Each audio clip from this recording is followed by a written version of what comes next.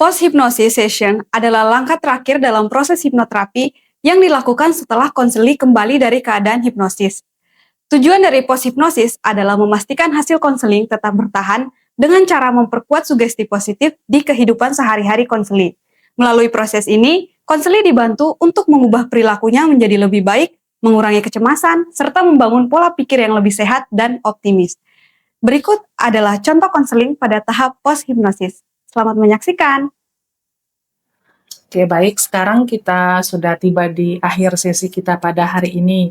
Dan saya ingin mendengar perasaanmu setelah mengikuti proses relaksasi dan sugesti yang tadi sudah kita lakukan. Apakah ada perubahan yang kamu rasakan baik dari fisikmu atau dari mentalmu? Saya ngerasa sekarang tuh lebih tenang aja sih, Bu. Pikiran saya juga lebih ringan sih dibanding sebelumnya. Oke, itu kabar yang baik ya dan menunjukkan bahwa pikiran dan tubuhmu mulai bisa beradaptasi dengan lebih santai. Dan sekarang mungkin coba kamu bisa membayangkan satu situasi yang biasanya membuat kamu merasa cemas. Ketika membayangkan itu, apa yang kamu rasakan? Hmm, Masih ada sedikit rasa takut sih, Bu. Tapi ya memang gak sekuat biasanya. Oke, berarti ini juga menunjukkan bahwa ada satu kemajuan yang sangat baik. Dan memang perubahan itu tidak terjadi dalam satu kali latihan, butuh proses dan berlangsung terus-menerus. Yang terpenting adalah kamu sekarang sudah lebih bisa mengendalikan emosi dan perasaanmu itu. Dan saya ingin kamu bisa membandingkan perasaanmu ketika kamu sebelum awal dan tadi dalam proses konseling ini lalu dengan situasimu sekarang. Apa ada perubahan yang kamu rasakan yang mencolok di dalam dirimu? Saya sekarang lebih yakin sih, Bu, kalau saya itu sebenarnya bisa kontrol diri saya sendiri. Oke, ini menunjukkan ada langkah perubahan yang baik ya, dan ada pemahaman bahwa kamu sudah bisa mengatur emosimu dan pikiranmu. Ini suatu tanda kemajuan yang sangat positif.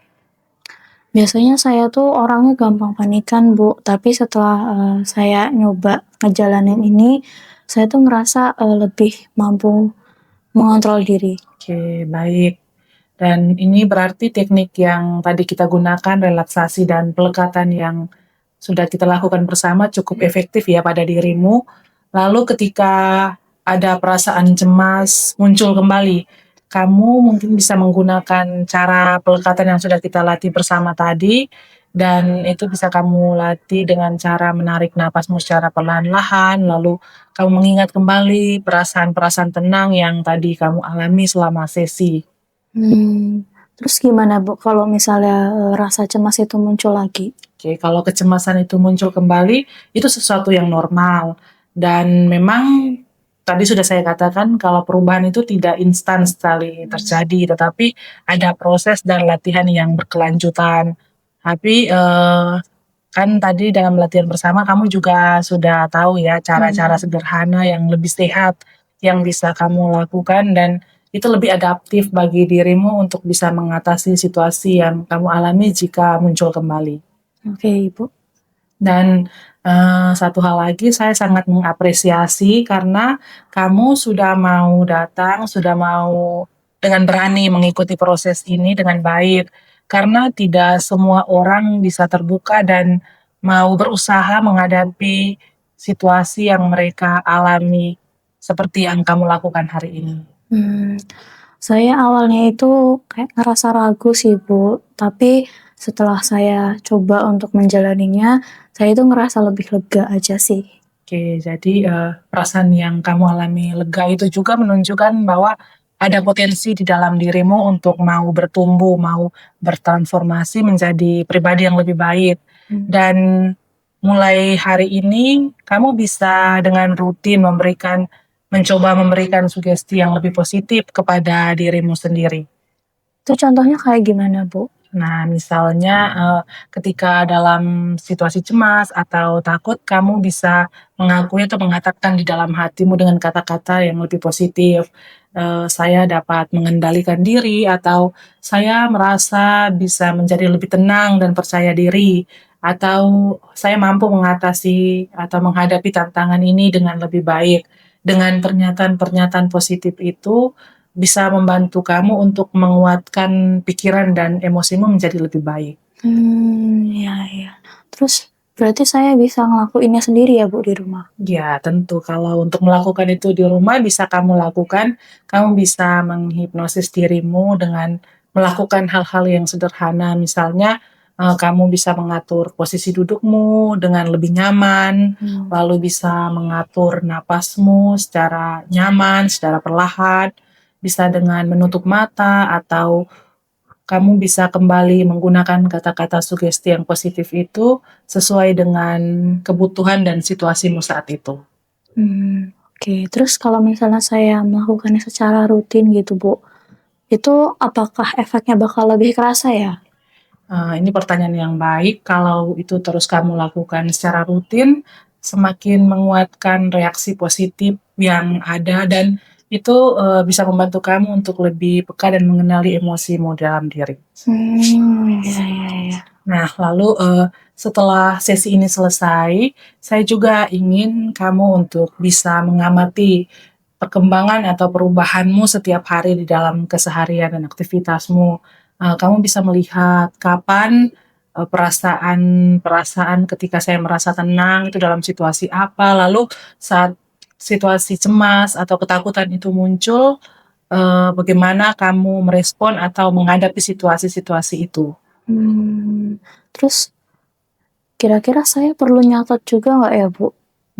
Ya sebaiknya kamu mencatatnya biar kamu juga punya data untuk bisa melihat perubahan atau situasi-situasi yang memicu emosi lalu membuat perasaan-perasaan takut atau kecemasanmu itu muncul kembali dan kamu juga bisa mencantumkan teknik apa yang kamu gunakan untuk membuat tubuhmu rileks kembali dengan yang sudah kita dapatkan tadi itu bisa kamu praktekkan dan dicatat dalam bukumu itu. Oke. Berarti dengan saya melakukan cara mencatat itu, saya juga bisa lebih apa ya, lihat progres saya gitu ya Bu ya? Ya, itu betul sekali. Dengan cara itu, kamu sendiri juga bisa mengukur dan melihat perubahan apa yang telah terjadi, lalu aspek-aspek mana yang perlu mendapat perhatian lebih untuk bisa diperbaiki lagi. Terus kalau misalnya nanti ada masalah Bu, apakah kita bisa mendiskusikannya lebih lanjut lagi di pertemuan selanjutnya mungkin? Ya, bisa kita diskusikan lagi.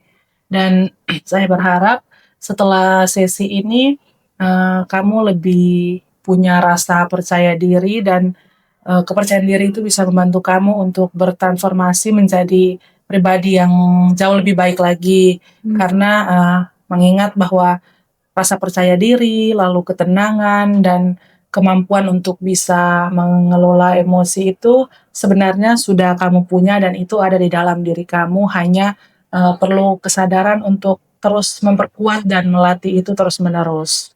Oke Ibu, terima kasih. Oke, baik, di akhir pertemuan kita di sesi ini, saya juga menyampaikan terima kasih karena sudah mau terbuka, sudah mau kerja sama, sehingga proses kita dapat berjalan dengan baik sampai saat ini. Nanti kalau masih memerlukan bantuan, kita akan melanjutkan itu di sesi selanjutnya.